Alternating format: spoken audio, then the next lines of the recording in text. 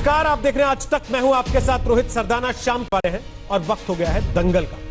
बड़े दिनों के बाद चिट्ठी आई है। जी हां, कोरोना काल में मुसलमानों को कथित उत्पीड़न से बचाने की गुहार वाली यह चिट्ठी 101 पूर्व अफसरों और नौकरशाहों ने लिखी है। चिट्ठी का मजमून यह है कि तबलीगी जमात के मामले के बाद मुसलमानों के खिलाफ माहौल बनाया गया जिससे वो भेदभाव के शिकार हो रहे हैं। चिट्ठी में तबलीगी जमात की आलोचना है, लेकिन यह भी कहा गया कि सोशल डिस्टेंसिंग का उल्लंघन अकेले जमात ने तो किया नहीं। गौरतलब यह है कि यह चिट्ठी और कांग्रेस अध्यक्ष सोनिया गांधी के बीजेपी पर सांप्रदायिकता पर वार की तारीख एक ही है।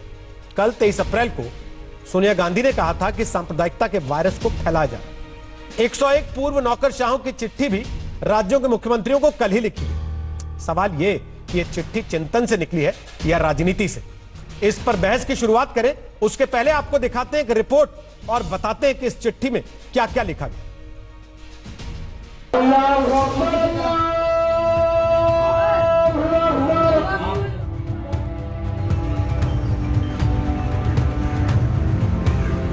तबलीगी जमात से फैले कोरोना संक्रमण से उठा मामला अब नया मोड़ लेता दिख रहा है। जब रमजान का महीना शुरू हो रहा है तो इस बीच 101 पूर्व नौकरशाहों के खुले खत ने हंगामा मचा दिया है। राज्यों के मुख्यमंत्रियों और केंद्र शासित प्रदेशों के उपराज्यपालों को लिखी चिट्ठी में कहा गया है कि बड़ी नाराजगी के साथ हम देश के कुछ हिस्सों में मुस्लिमों के उत्पीड़न की घटनाओं पर आपका ध्यान दिला रहे हैं, खासकर वो घटनाएं जो दिल्ली के निजामुद्दीन में तबलीगी जमात की बैठक के बाद घटी हैं। सोशल डिस्टेंसिंग न मानने के लिए जमात की आलोचना हुई है। हालांकि ऐसी राजनीतिक और धार्मिक ये अकेली बैठक नहीं थी, लेकिन मीडिया के एक वर्ग ने कोविड-19 को सांप्रदायिक रंग दे दिया। दिल्ली सरकार की एडवाइजरी को न मानकर जमात ने निंदनीय काम किया, लेकिन इसे मीडिया का सांप्रदायिक रंग देना बेहद गैर जिम्मेदाराना है। चिट्ठी में कहा गया है कि इससे मुस्लिमों को लेकर समाज में शत्रुता भर गई। मुस्लिम विक्रेताओं के थूकने के फर्जी वीडियो क्लिप्स सामने आए। चिट्ठी में ऐसी कुछ घटनाओं का ब्यौरा है जिसमें मुसलमानों से कथित तौर पर भेदभाव हुआ। चिट्ठी इन घटनाओं को लेकर मुस्लिम देशों से भारत के संबंधों को लेकर भी आगाह करती है। बड़ी बात यह है कि यह चिट्ठी 23 अप्रैल को ही लिखी गई, जिस दिन कांग्रेस अध्यक्ष सोनिया गांधी ने CWC की बैठक में कहा था कि जब हमें कोरोना वायरस से एकजुट होकर लड़ना चाहिए, तब बीजेपी सांप्रदायिक भेदभाव और नफरत का वायरस फैला रही है। हमारे सामाजिक ताने बाने को बड़ा नुकसान पहुंचाया जा रहा है। सोनिया का बयान पालघर में 2 गेरुआधारी साधुओं की लिंचिंग पर उठे तूफान के मद्देनजर था। हालांकि सोनिया को बीजेपी ने जवाब देने में देर नहीं की थी। कांग्रेस समाज में जानबूझकर भेद तैयार कर रही है और ये भेद समाज को तकलीफ देता है। इसलिए हम इनके ऐसे वक्तव्यों की भर्त्सना करते हैं। सांप्रदायिकता के मुद्दे पर सोनिया के बीजेपी पर सीधे हमले और 101 पूर्व नौकरशाहों की चिट्ठी से असहिष्णुता की बहस फिर से शुरू हो सकती है। आज तक ब्यूरो। तो आपको बता दें कि दंगल में आज हमारे साथ कौन कौन से खास मेहमान होंगे। हमारे साथ होंगे वजाहत हबीबुल्ला, जो कि देश के पहले मुख्य सूचना आयुक्त रहे हैं और साथ ही राष्ट्रीय अल्पसंख्यक आयोग के चेयरमैन भी रह चुके हैं। आपका स्वागत है वजाहत हबीबुल्ला साहब। और हमारे साथ अजय आलोक इस समय आ गए हैं। वो नेता हैं, जेडीयू के, बिहार से आते हैं, प्रवक्ता रह चुके हैं पार्टी के। हमारे साथ माननी अवस्थी होंगी, जानी मानी लोक गायिका है, लोक कलाकार है। हमारे साथ फौद हलीम होंगे, जो कि सीपीएम के नेता हैं। और हमारे साथ होंगे अवनिजेश अवस्थी, जो कि दिल्ली यूनिवर्सिटी में पढ़ाते हैं और आरएसएस से जुड़े हुए हैं। सबसे पहले मैं आपको बता दूं कि सोशल डिस्टेंसिंग का पालन करते हुए हमारे मेहमान भी अब अपने अपने घरों से ही कार्यक्रम का हिस्सा बनते हैं। वो चाहे स्काइप के जरिए हो, चाहे व्हाट्सएप के जरिए हो, चाहे फेस टाइम कॉल के जरिए हो, या किसी और व्यवस्था के तहत हो। आज भी हमारे साथ जितने मेहमान होंगे वो अपने अपने घरों से हमारे साथ लाइव हैं। वजाहत साहब और अजय आलोक जी, उम्मीद करता हूं आप दोनों को मेरी आवाज आ रही है। स्वागत है आप दोनों का। वजाहत जी, मेरा पहला सवाल आपसे यह है कि जो चिट्ठी सामने आई है जिसमें आपका भी नाम है, एसवाई कुरैशी साहब का भी नाम है, जूलियो रुबेरा का भी नाम है, हर्ष मंदर का भी नाम है। आपको क्यों लिखनी पड़ी ये चिट्ठी? इसलिए कि हमारा एक ग्रुप है जो कॉन्स्टिट्यूशनल कॉन्टैक्ट ग्रुप है और कॉन्स्टिट्यूशनल कॉन्टैक्ट ग्रुप है। ये जो रिटायर्ड जो सरकारी कर्मचारी अधिकतर IAS के, ISS के, बाकी ऑल इंडिया सर्विसेज के जो हैं, वह एक ग्रुप उन्होंने बनाया हुआ है और वे ये चाहते हैं कि जो भी अगर कोई बात ऐसी निकले समाज में या देश में जिससे हमें संविधान की ओर से कुछ चिंता होती है, तो वे हम सरकार के नोटिस में और जो उसके कंसर्न जो अधिकारी हैं या नेता हैं उनकी नोटिस में हम वो बात। तो आपको लगता है वाकई कि कोरोना में रिलीजियस प्रोफाइलिंग हो रही है, जो चिंता इस चिट्ठी में जताई गई है? इसमें जो जैसे लिखा हुआ है वो तो स्पष्ट रूप से लिखा हुआ है हमारी चिंता की वजह क्या है। और इसमें मैं ये कहना चाहता हूँ कि हमारे ग्रुप में हमारे ग्रुप में जितने दस्तखत किए हुए हैं उससे भी अधिक ऐसे लोग हैं जो समय पे वो अपने दस्तखत नहीं लगा पाए, हस्ताक्षर नहीं लगा पाए, लेकिन उन्होंने हमारा साथ दिया है इस बारे में और कहा है कि सरकार के नोटिस में लाए। मैं फिर पूछ रहा हूँ सर, क्या आपको लगता है कि रिलीजियस प्रोफाइलिंग हो रही है कोरोना में, जो इस चिट्ठी में चिंता है? तो वो तो हमने लिखा है, ऐसा नहीं हो रहा है सब। क्यों आपको लगता है कि रिलीजियस प्रोफाइलिंग हो रही है? इसमें तो उदाहरण दिए कि जिस वजह से हम समझ रहे हैं, और न केवल यहाँ लेकिन जैसे हमने कहा भी है, विदेश में भी हमारी छवि जो है उसको थोड़ी सी चोट लगी है, हमारे दोस्तों में। तो जाहिर कि कुछ ऐसा आप नहीं चाहते हो फौरी तौर पे हमारे देशवासियों के नोटिस में ये बात लाए, तो इससे और खास तौर से इसके बारे में हमने ज्यादातर लिखा है जो मुसलमान कम्युनिटी है, जिसका मैं भी एक हिस्सा हूँ, और उनको इस बारे में काफी चिंता हो रही है। और हम इस तरह से आप स्वीकार करेंगे कि देश के किसी अंग को या किसी हिस्से को अगर चिंता है इस बारे में, किसी चीज के बारे में, तो हम सब का कर्तव्य, जब देशवासी होने के नाते उनका कर्तव्य ये है कि उनका साथ दें और उनकी जो चिंता है तो वह सरकार के नोटिस में और जो अधिकारी हैं उनके नोटिस में ये बात।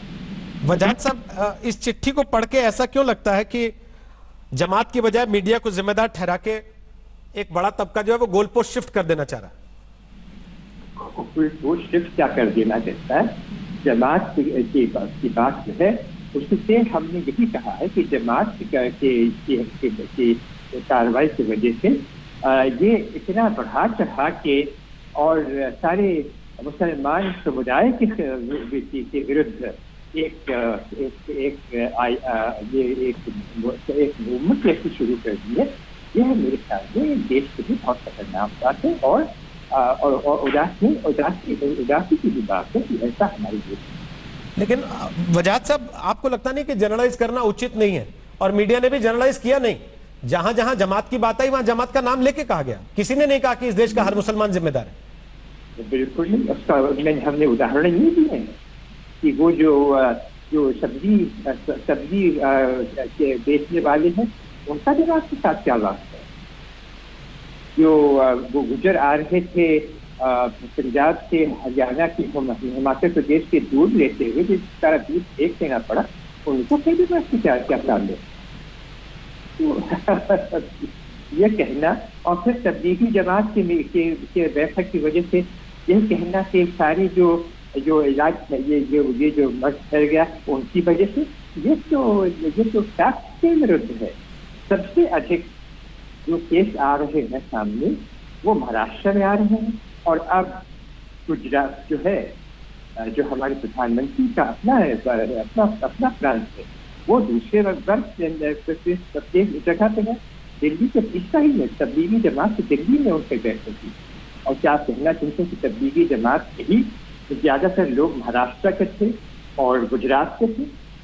नहीं, ये फिर नहीं सर, फिर वही बात आ जाती है कि एक चीज को कहने का तरीका क्या है। आपने वो सारे उदाहरण दिए चिट्ठी में जहां इस प्रकार से एक चिंताजनक, सर आपने वो सारे उदाहरण दिए चिट्ठी में जहां आपने बताया कि मुसलमानों का उत्पीड़न हो गया, लेकिन उस चिट्ठी में एक भी उदाहरण नहीं दिया जहां आप ये बताते कि मुसलमानों ने हेल्थ कर्मियों पर कैसे हमले किए, या उन इलाकों में ही खास तौर पर इस तरीके की वारदातें क्यों हुई जहां पर मुस्लिम आबादी ज्यादा थी। आवाज ठीक नहीं आ रही सर, मुझे भी आपकी आवाज दुरुस्त नहीं आ रही है, हम आपकी आवाज को दुरुस्त करते हैं, नेटवर्क की समस्या हो जाती है कभी कभार, आजकल घर से जब कार्यक्रम करते हैं उसको दुरुस्त करते हैं। वापस मैं आपसे और सवाल लेता हूं, उसके बाद इस चीज को वापस पूछूंगा कि क्या उदाहरण आप लोगों ने केवल एक ही तरफ के देखे, दूसरी तरफ के नहीं देखे। अजय आलोक, जो बात वजाहत हबीबुल्लाह कह रहे हैं, मुझे उम्मीद है आपने सुनी होगी।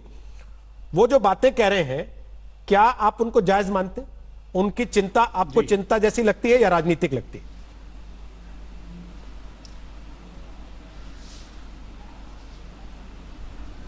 देखिए रोहित, मेरी जगह किसी को भी, मैं तो एक राजनीतिक दल को रिप्रेजेंट करता हूं और सत्ताधारी दल के साथ हम लोग अलायंस में हैं, तो स्वाभाविक है कि लोग समझेंगे कि मैं उन्हीं की भाषा बोल रहा हूं।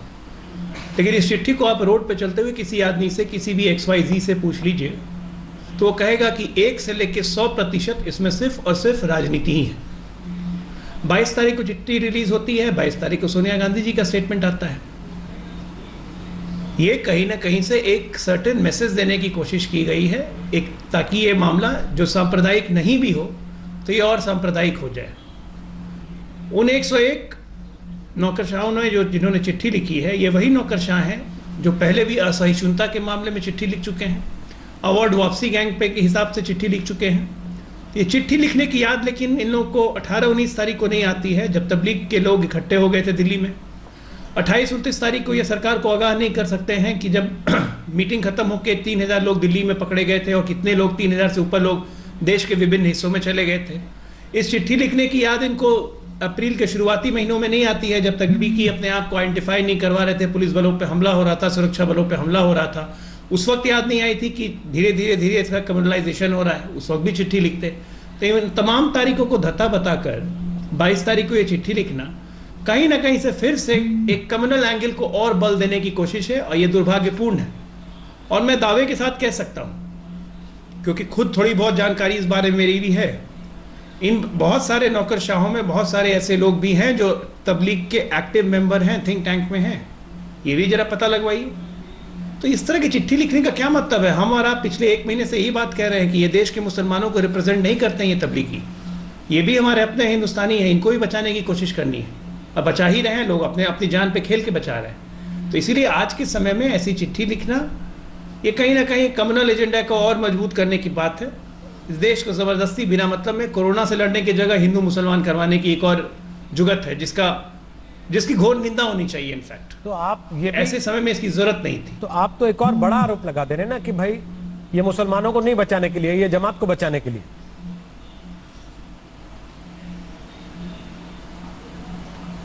स्वाभाविक है, जमात, मैंने कहा ना कि नौकरशाहों में बहुत सारे लिस्ट भी आपको आ जाएंगे। आप देखिएगा, अभी NIA की इन्वेस्टिगेशन पूरी होने दीजिए, इन पूर्व नौकरशाहों में बहुत लोग होंगे जो तबलीगी से कनेक्शन रखते होंगे, तबलीगी के एक्टिव मेंबर होंगे। मैं तबलीगी के मेंबरशिप होने को कोई नुकसान नहीं मानता हूँ, कोई खराब नहीं मानता हूँ, ये अपनी अपनी बिलीफ है। लेकिन तबलीगियों का ये एक्ट जो हुआ निज़ामुद्दीन मरकज में या नालंदा में या झारखंड में या फरवरी में नेपाल में जो हुआ, जिसमें 3 लाख के लगभग लोग इकट्ठा थे, ये सब तबलीगी के एक्ट हैं। नेपाल के रास्ते बिहार आए, बिहार में नालंदा में किया, झारखंड में किया, वहाँ से निज़ामुद्दीन गए, निज़ामुद्दीन के बाद ये लोग पूरे देश में फैले। ये सर्किट तो आ ही चुका है। तो ये एक के बाद एक जो हो रहा है, और उस समय हो रहा है जब कोरोना संक्रमण चल रहा है। आप याद कीजिए, शाहीन बाग की डिबेट जब भी होती थी, हम लोग हमेशा चिंता यही जताते थे कि 3000-4000 आदमी शाहीन बाग में 5000, कभी कभी 50,000 तक पहुंच जा रहे हैं, एक कोरोना पॉजिटिव आ गया तो क्या होगा, क्या होगा, क्या होगा। अल्टीमेटली तो वही हो रहा है। आज कहीं भी, आज ये बोल रहे हैं कि गुजरात और महाराष्ट्र का इन्होंने उदाहरण दिया। मैं कह रहा हूँ कि ये जो तबलीगी 23-24 तारीख को या 18-19 तारीख को चले गए थे गुजरात और महाराष्ट्र में, आ गए थे उत्तर प्रदेश में, ये जो 20 दिन ये खाली बैठे, इनमें कोई सिम्टम्स नहीं आया, लेकिन इन्होंने कितने को फैलाया वो तो हमारे सामने आ रहा है। आज हम देख रहे हैं कि हमारा हॉटस्पॉट एरिया कौन कौन से मोहल्ले में आइडेंटिफाइड है, कौन मर रहा है, कौन संक्रमित हो रहे हैं, ये भी तो देखिए।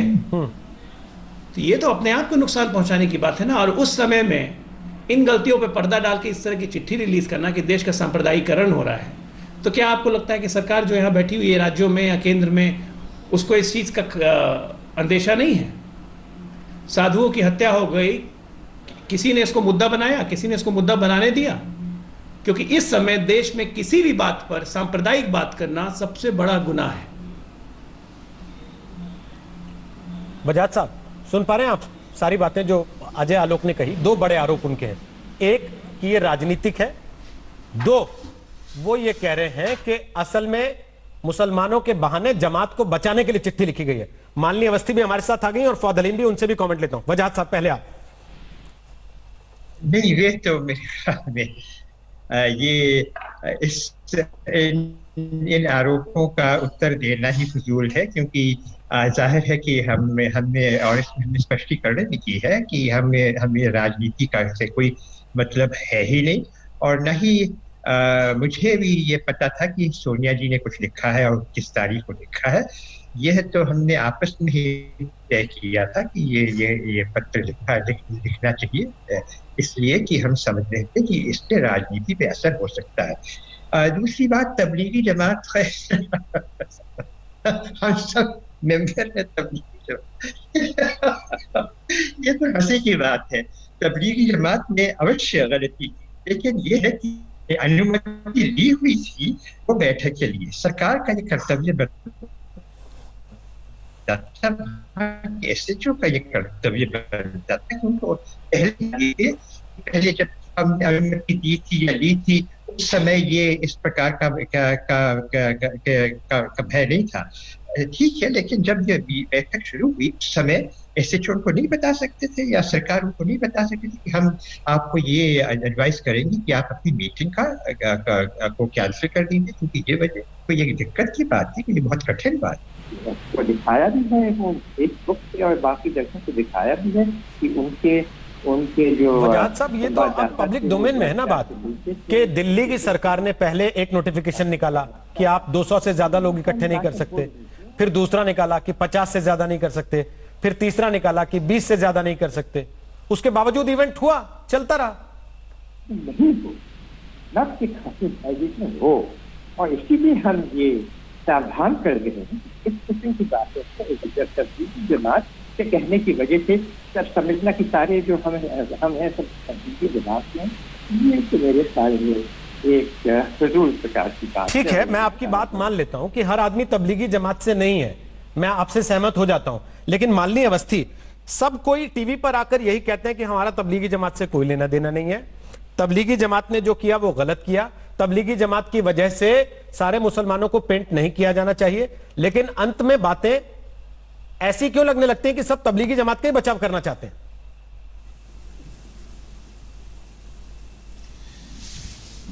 रोहित, सबसे पहले तो मैं ये कहना चाहती हूँ कि आपका जो प्रश्न है उससे भी इतर जो ये चिट्ठी जारी हुई, मैं उस पर बात करूँगी। और वजाहत साहब को भी मैं नमस्कार करती हूँ, और सब बहुत सीनियर हम लोगों के रहे हैं, हम लोगों बहुत आदर सम्मान करते हैं। और ये जो चिट्ठी आई है रोहित, इसमें से ज़्यादातर जो ऑफिसर्स हैं हमारे सब बहुत सम्माननीय ऑफिसर्स हैं। मैं उन सबको बहुत सम्मानजनक रूप से नमस्ते करते हुए, नमस्कार करते हुए अपनी बात कहूँगी।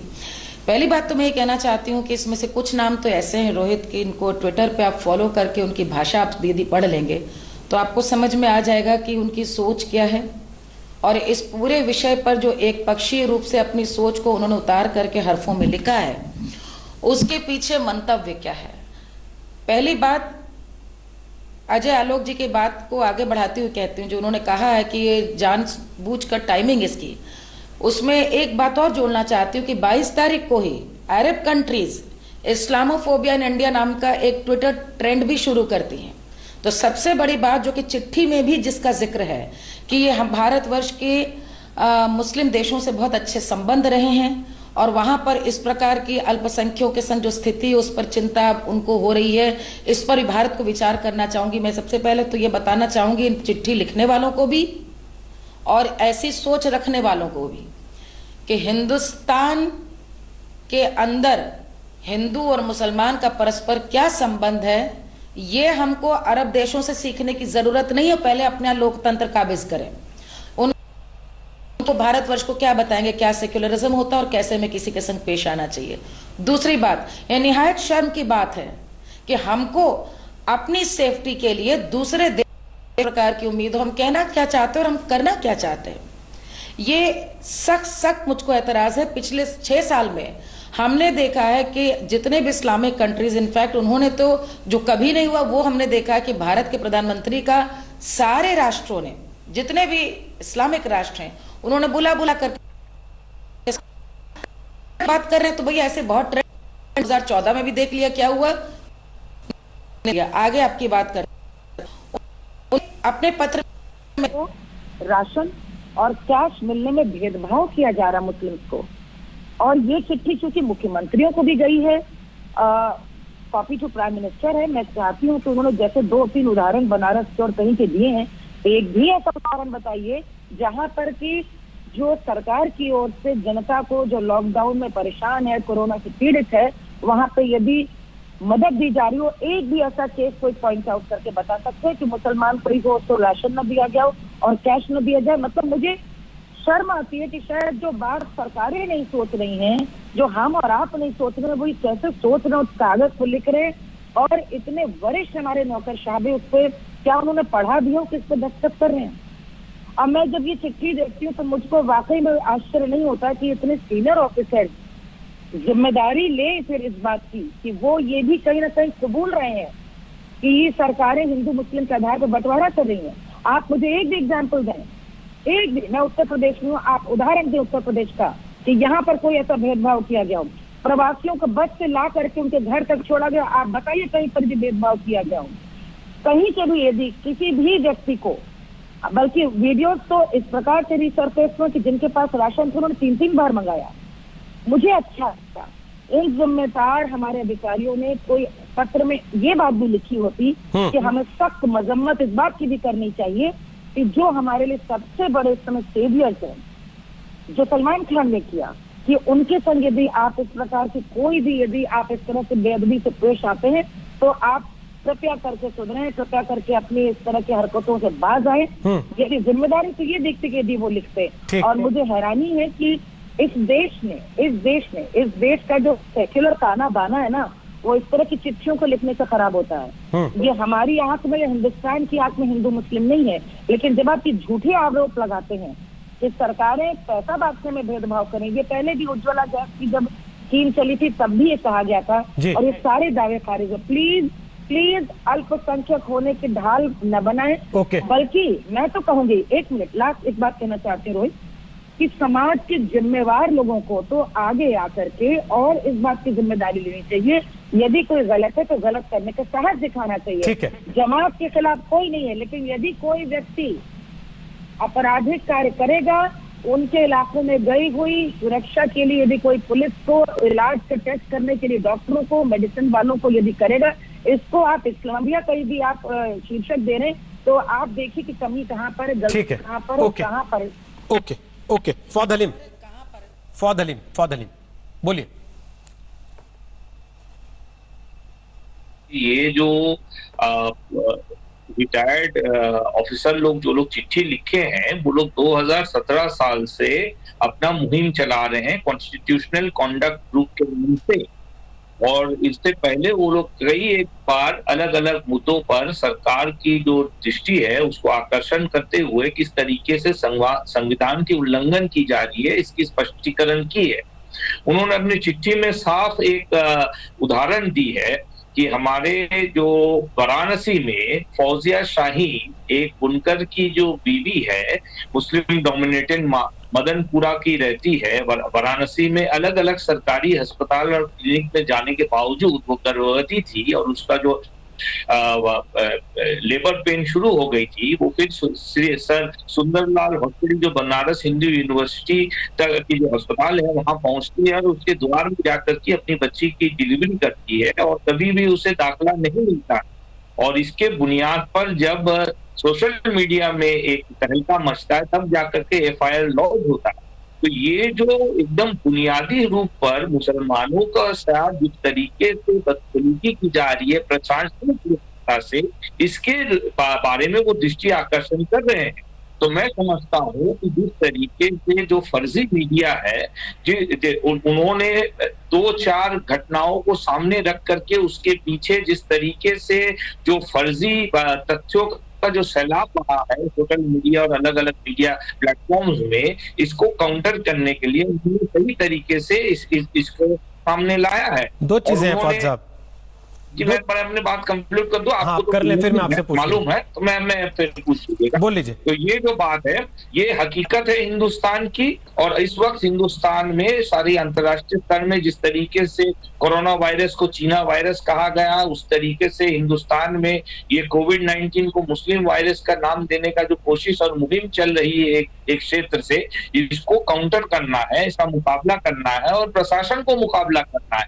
और उससे सिर्फ उस तरीके से मुकाबला नहीं करना, जमीनी स्तर पर जहां व्यवस्था के जो सुविधाएं हैं सारे हिंदुस्तान के नागरिकों को मिलनी चाहिए, वो अगर नहीं मिल रही है धर्म के आधार पर, तो हमारा जो संविधान है जो सांप्रदायिकता के खिलाफ है, वो उसका काम पूरा नहीं हो रहा है और इसका प्रतिवाद होना चाहिए। उन्होंने प्रतिवाद किया है और दृष्टि आकर्षण की है और सही तरीके से। फौज साहब, संवैधानिक तौर पर चिट्ठी लिखने का कोई विरोध नहीं कर रहा, लेकिन सवाल इस बात पर उठाया जा रहा है कि एक इस चिट्ठी की टाइमिंग कांग्रेस अध्यक्षा के बयान और अरब कंट्रीज से जो अभी अभी इशारा किया माननीय अवस्थी ने, चलने वाले इस्लामोफोबिया के एक ट्रेंड के साथ क्यों मैच कर गई? एक। दूसरा, लिखने वालों के नाम, वजाहत साहब हमारे साथ यहां लाइव बैठे हुए हैं, उनके सामने बोल रहा हूं, लिखने वालों के नाम वो पढ़ने के बाद ऐसा क्यों लगता है कि एक प्रोफेशनल ग्रुप है जिसने ये तय कर रखा है कि हर ऐसे मौके को एक ही रंग देकर वो चिट्ठी लिखनी है? क्यों लोगों के मन में ऐसी बात आने का मौका दिया जाए, जबकि वो सारे बहुत सीनियर ब्यूरोक्रेट्स, आईएएस अफसर्स इस देश को चलाने वाले लोग रहे, और वो एक तरफ के उदाहरण देते हैं तो दूसरी तरफ की क्यों नहीं देते? देखिए, फौजिया शाहीन का जो लेबर पेन शुरू हुई, ये लेबर पेन और उन्हें जो अस्पताल से उन्हें अस्पताल ने ये कहा कि तुम्हारा नाम फौजिया इसलिए भर्ती नहीं करेंगे, ये बात इस्लामोफोबिया या इस्लामिक मुल्क या बाकी सब जो राजनीतिक दल है उनके टाइमलाइन के साथ नहीं मैच करती। लेबर पेन अपना वक्त से आता है और ये हकीकत है कि इस बच्ची को 10 ठोकरे खाने पड़े आपसे सवाल और उन्हें दाखिला नहीं मिला। क्या उनका नाम पूछकर उनको दाखिला देने से मना किया गया, या कोरोना की वजह से जो माहौल बना हुआ है इस समय देश में, उस समय किसी भी मरीज के साथ ऐसी स्थिति आ जाने की संभावना है? आप ये सही आरोप कर रहे हैं कि जिस तरीके से सब्जी वालों को अपने सब्जी बेचने के लिए उन्हें रोका जा रहा है, जिस तरीके से मुसलमानों का नाम पूछ करके ठेले वालों को वहां इलाके में दाखिल हो या ना हो, ये बात की पुष्टि कई बार हो चुकी है। जिस तरीके से वीडियो वायरल किए जा रहे हैं कि मुसलमान थूक रहे हैं सब्जियों पर, उसके बाद बेच रहे हैं, ये वो लोग कोरोना फैलाने के लिए ये साजिश कर रही है, ये बात तो हकीकत है। लेकिन जब डॉक्टरों ने शिकायत लगाई कि थूक रहे हैं तब्लीगी जमात के लोग, उसमें आप मजम्मत करने के लिए नहीं आए, उसमें किसी ने चिट्ठी नहीं लिखी कि जमात के लोगों को ऐसा नहीं करना चाहिए। ये बात पुष्टि नहीं हुई है। सर, डॉक्टर अगर लिखित में चिट्ठी दे रहा है, कल आपने वीडियो देखा, एलएनजीपी के डॉक्टर्स को बाकायदे वीडियो निकालना पड़ा बताने के लिए कि क्या क्या हो रहा है। ये आपकी पुष्टि नहीं हो रही है। सर, डॉक्टर ने चिट्ठी लिख के दी, यूपी की सरकार ने एनएसए लगाया। मैंने तो ये बात कह रहा हूं कि जिस तरीके से आप हटने मेहनत कश मुसलमानों के खिलाफ एक साजिश की जा रही है, ये तो गलत हो गया ना कि जो दूसरा आदमी कहेगा वो झूठ है और जो हम कहेंगे वही सच है। तो फिर आप सरकारें कैसे चलाएंगे फिर सर?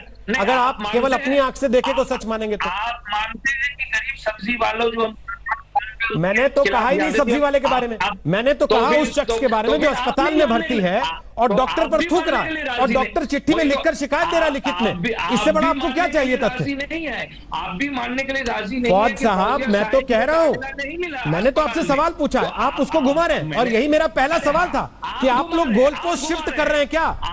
जमात को बचाने के लिए मुसलमान की आड़ ले रहे हैं क्या? गोल पोस्ट शिफ्ट कर रहे हैं, और तबलीगी जमात के लोग जो विदेश से यहाँ लैंड किए थे, याद रखिएगा, उनका सब रिकॉर्ड मरकजी हुकूमत केंद्र सरकार के पास थी। तो सर, राज्यों की सरकारें ढूंढ रही है, मोबाइल फोन बंद कर लिया। आपकी केरल की अपनी सरकार कह रही कि हम तंग आ गए ढूंढ ढूंढ के, 284 लोग मोबाइल बंद करके बैठे हैं। जो लोग कहां से पकड़े उनको जाके? किए थे, जो लोग लैंड किए थे और दिल्ली के वहां पर जमायत हुए थे, तबलीगी जमायत के लोग। फौज साहब, केरल में तो आपकी सरकार है ना सर, वो भी इस्लामोफोब है क्या? रोहित, केरल में तो आपकी सरकार है ना फौज साहब, केरल में आपकी सरकार है ना सर, वो इस्लामोफोब सरकार है क्या जो ये कह रही है कि 518 हमने पकड़ लिए और 284 करके बैठे हैं जिनको ढूंढना बड़ा मुश्किल हो रहा है? देखिए, बार बार कह रहे हैं आगे आइए।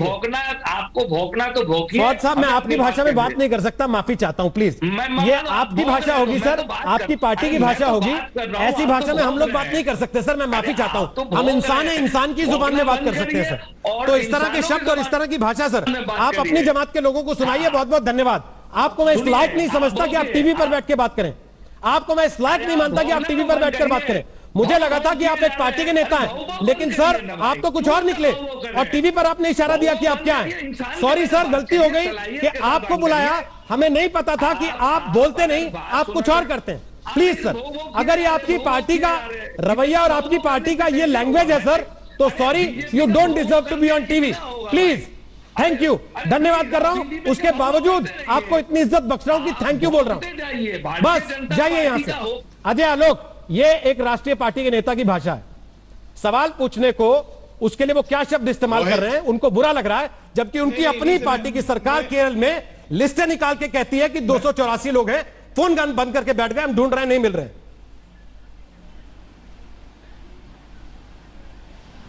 ये लोग इतने बड़े हिपोक्रेट हैं, ये लोग इतने बड़े हिपोक्रेट हैं रोहित, जिसका कोई हिसाब नहीं है। अभी मैं इनसे एक सवाल पूछूंगा, देखिएगा इनका मुंह कैसे बनेगा। फौज साहब जरा बताएंगे, ममता दीदी तो पश्चिम बंगाल में मुसलमानों को बहुत अच्छे से रख रही हैं, कोरोना से भी बहुत अच्छा लड़ रही हैं, हाँ या ना? और कलकत्ता हाई कोर्ट की टिप्पणी जो आई है ममता सरकार पे, और उसके बाद उनके चीफ सेक्रेटरी ने केंद्र सरकार को लिख के दिया है कि हम केंद्र की एजेंसियों के साथ सहयोग करेंगे, वो बिल्कुल सही था कि नहीं? वजाहत साहब, इस पे ध्यान क्यों नहीं गया किसी का? वजाहत साहब बताइए, ममता दीदी मुसलमानों को अच्छे से रख रही है ना वेस्ट बंगाल में, एक भी तबलीगी नहीं पकड़े गए हैं, उनसे तो आप खुश होइएगा? जवाब ले लीजिए रोहित इनसे, पूछिए जरा, ममता दीदी अच्छा काम कर रही है, हम तो बोल रहे हैं। ऐसी भाषा वाले को मैं तो उस पे जवाब नहीं देंगे ये लोग, मैं अपने कार्यक्रम में ये लोग चुप हो जाएंगे, बोल हो जाएंगे। इस लायक नहीं समझता सर कि वो बैठ के बात करें, टीवी पर आए और इस भाषा में बात करें। वजाहत साहब, अगर आप मुझे सुन पा रहे हैं और हम भी अगर आपको सुन पा रहे हैं, नेटवर्क की लगातार समस्या ये जब तर्क, ठीक सर, ये जब तर्क लूज अजय जी, लेकिन अगर आपकी अनुमति हो तो मैं जरा बोलूं। जी सर, प्लीज बोले वजाहत साहब। है कि आज की चर्चा ममता जी की सरकार के बारे में तो है नहीं, और इसके बारे में जो हमने चाहा था वही हो रहा है। इसके लिए मैं आपका धन्यवाद देता हूँ रोहित कि आपने इससे चर्चा की, क्योंकि हमारा मकसद क्या था पत्र लिखने में कि इस विषय पे चर्चा हो। अब आप मुझे गालियां दुनिया कहें कि अब वो चर्चा तो आपके सामने तो है इसी की, अब हमारे चरित्र पे ही उंगली उठाई जा रही है, और वो अभी महिला जो कह रही थी कि हमारा चरित्र ही कुछ और चौपट है और हम इस प्रकार के लोग हैं, वो करते रहिए। मुझे तो जीवन में कई दफा बहुत कुछ सुनना पड़ा, तो उससे मुझे कोई फर्क नहीं पड़ता। मैं चाहता हूँ कि जो विषय है उससे जरा आप चर्चा करें और विचार विमर्श करें। ये कहते कि भाई ये तो बिल्कुल गलत आदमी है, उन्हें कैसे कह दिया ऐसी बात, ये छोड़िए ये बात, हम गलत आदमी है, अच्छे आदमी है, बुरे आदमी है, उसका चर्चा इसके बारे में नहीं है। थोड़ी हम किसी एक ट्रायल में पहुंच गए अपनी सफाई पेश करने के लिए। ये तो बात जो हमने बताया है इसमें हकीकत है कि नहीं है, सत्यता है कि नहीं है। आप कह सकते हैं कि नहीं इसमें सत्य नहीं है, हम चाहते हैं कि हम आपको नोटिस में लाएं कि इसमें सत्य है, और जो यात्रियां हो रही हैं इससे खतरा है कि हमारे देश में बंटवारा जैसा हुआ जा रहा है और आपस में झगड़ा, देशवासी भारतवासी में झगड़ा पैदा हो रहा है। और ये आप सब समझेंगे, आप जितने भी यहाँ बात साथी है ये समझेंगे कि इससे ये देश में बंटवारा कोई नहीं चाहता। तो फिर ये बहस होनी चाहिए, इससे ऐसा असर होगा या नहीं होगा, आप क्या कह सकते हैं? आप बहस कर रहे हैं तो मेरे ख्याल में मेरा अब रहना बिल्कुल फजूल है, क्योंकि मैं आया था समझाने के लिए। नहीं, आप रहें। पत्र में क्या आप है? रहें। आप कलेक्टर के बारे में पूछना नहीं, चाहते हैं? आप रहें। मतलब कलेक्टर के बारे में मैं क्या आप तो सूचना आयुक्त रहे हैं बहुत बड़ा सर। आदमी, कह दीजिए कि मैं बहुत बड़ा आदमी हूँ। नहीं, आप तो मुसलमान सूचना को आयुक्त रहे हैं ना और सर। भी बुरा हो गया तो क्या? नहीं, आप तो सूचना आयुक्त रहे हैं ना सर। आप सबसे मिलके बहुत बहुत प्रसन्नता हुई, मुझे कोई दुख नहीं हुआ, मुझे बहुत। चलिए, आवाज भी ठीक से नहीं आ जा रही है। आपकी मर्जी है, आपकी मर्जी है। और फौद हलीम ने जो भाषा आपके साथ बैठकर इस्तेमाल किया, आपके बराबर में बैठकर, उसके लिए मैं शर्मिंदा हूं। मैं माफी चाहता हूं आपसे कि आपको ऐसे व्यक्ति के साथ बैठना पड़ा आज। माननीय अवस्थी और अवनीजेश अवस्थी दोनों अपनी अपनी बात कहना चाहते हैं। माननीय अवस्थी वो कह रहे हैं कि हमने चिट्ठी लिखी इसलिए कि सरकार के संज्ञान में यह बात आए, इसको राजनीतिक रंग देना गलत है। आप कह रही हैं कि उस चिट्ठी में ही राजनीति है। आप बोलिए, उसके बाद अवनीजेश जी से कमेंट लेता हूं। बोलिए। बिल्कुल कह रही हूँ। मैं कहना चाहती हूँ कि उस चिट्ठी में क्यों नहीं ये अपील करते, जमात में गए कोई बात नहीं, समय नहीं था, अचानक लॉकडाउन हो गया कोई बात नहीं, एक चिट्ठी ये सारे बुद्धिजीवी क्यों नहीं जारी करते, जहां जहां छुपे हो निकल आओ, क्यों हमारी कौम का नाम बदनाम कर रहे हो। इलाहाबाद यूनिवर्सिटी का प्रोफेसर मोहम्मद शाहिद थाईलैंड से लेके इंडोनेशियन तक जो जमाती थे उनको शेल्टर देने के आरोप में पकड़े गए हैं। ये लिखे बुद्ध लोग इस प्रकार से ये एक बुद्धिजीवी लोग एक साथ पत्र क्यों नहीं लिखते, क्यों नहीं बताते कि भाई अलीगढ़ में, मेरठ में, मुरादाबाद में, मेरठ में, मुरादाबाद में, दिल्ली में, मोहल्लों में आपकी जांच करने लोगों पे, इंदौर में आप कृपया आक्रमण न करें, कृपया उनको अटैक न करें, वो आपके सहायक हैं, आपकी सुविधा के लिए आए हैं, कृपया उनका सहयोग करें। ये चिट्ठी क्यों नहीं आती है? ये चिट्ठी आएगी तो हम मानेंगे कि वाकई में ये हितैषी हैं। लेकिन ये वही वाली बात हो रही है कि जब एक बच्चा बदमाशी करता है तो माता पिता वाकई में उसको और बचाते हैं, उसको और आगे बढ़ने देते हैं, कि उसको और ढकते हैं कि डांटेंगे तो ये और रिएक्ट करेगा। और उसके नाते आप अभी भी सरकारों को क्या बता रहे हैं? सरकारों का तो काम आपने दुगना कर दिया, सरकारों को तो दुगना इससे निपटना पड़ रहा है। आप और सरकार से आप शिकायत कर रहे हैं। सरकार को तो आपको चिट्ठी लिखनी चाहिए कि धन्यवाद और बधाई देते हैं कि इतने मुश्किल सर्कमस्टेंसेस में आप काम कर रहे हैं, और इन लोगों के लिए आप एक गाइडलाइंस कम से कम जारी कीजिए कि कृपया आप सहयोग करिए मेडिकल स्टाफ का, सारे पुलिस स्टाफ का। ये क्यों हम रोज वीडियो देख रहे हैं? यदि आप बताइए, इलाहाबाद यूनिवर्सिटी में जो प्रोफेसर साहब ने किया, क्या इसके बारे में न्यूज रीडर्स न्यूज नहीं बनाएंगे? आपके लिए संघी मीडिया हो गया, क्या हम लोग उस पर चर्चा नहीं करेंगे? जमात में गए, मैं अभी भी कहती हूँ उसमें कोई गलत बात नहीं, किसी के संग भी हो सकता है। बहुत सारे लोग विदेशों से हिंदुस्तान में अटके हैं, यहां से बाहर गए वो अटके हैं, लेकिन उसके बाद छिप छिप करके 23 प्रदेशों में रहना और अभी भी पुलिस को ढूंढना पड़ रहा है। और यदि कोई चला गया ढूंढने के लिए और न्यूज चैनल ने दिखा दिया तो वो न्यूज चैनल संगी हो गया।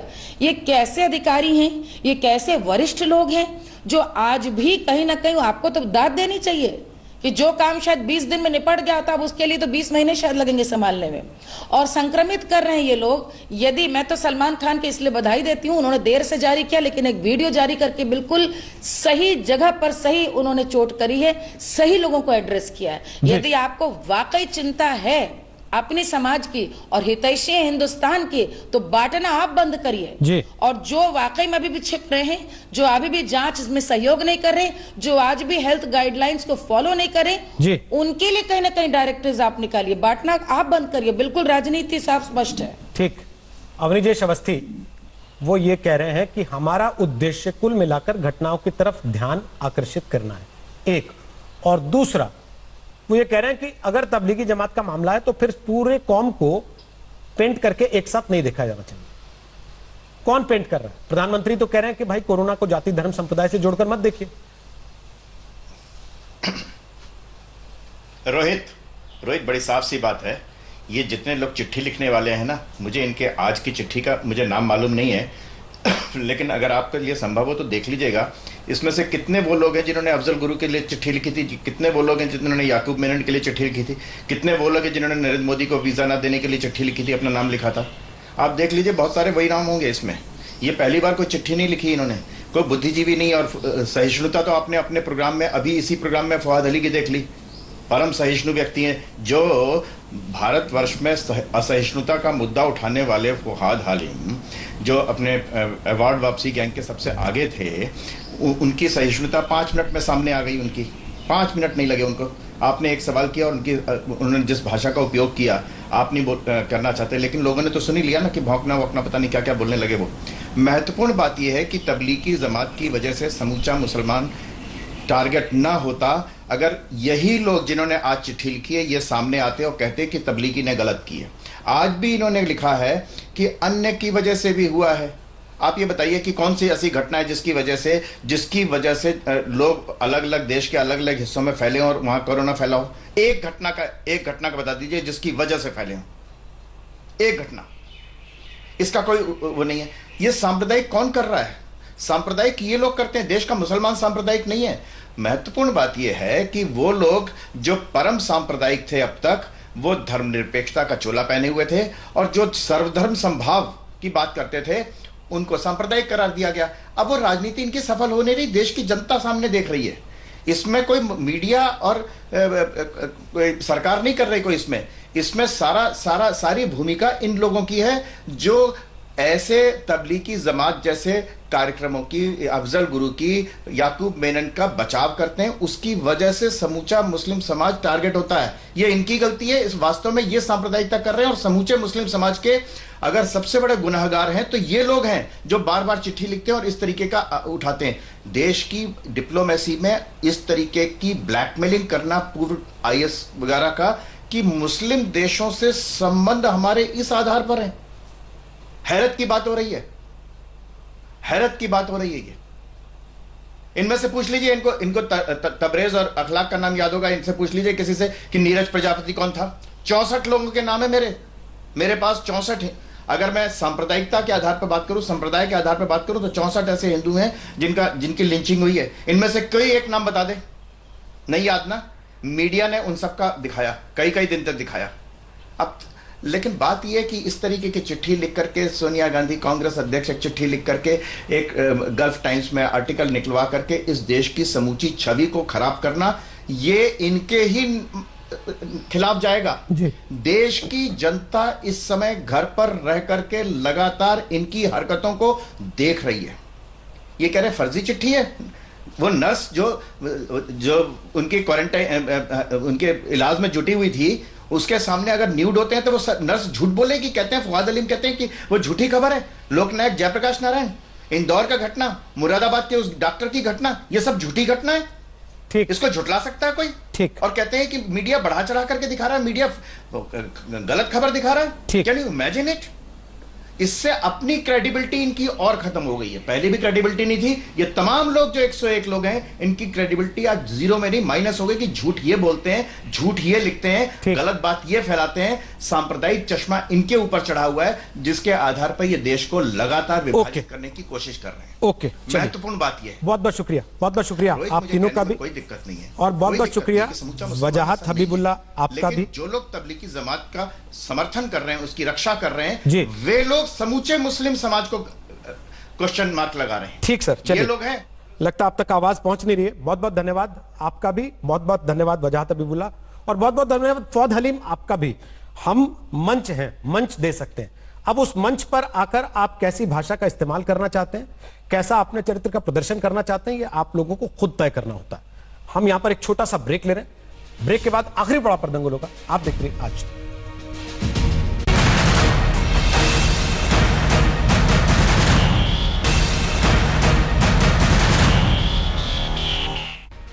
तो दंगल आप अपने मोबाइल पर भी देख सकते हैं। डाउनलोड कर लीजिए हमारा मोबाइल ऐप या फिर विजिट कीजिए aajtak.in।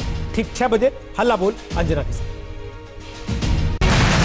नमस्कार, मैं हूं अंजना ओम कश्यप। हमें उम्मीद है ये वीडियो आपको पसंद आया होगा।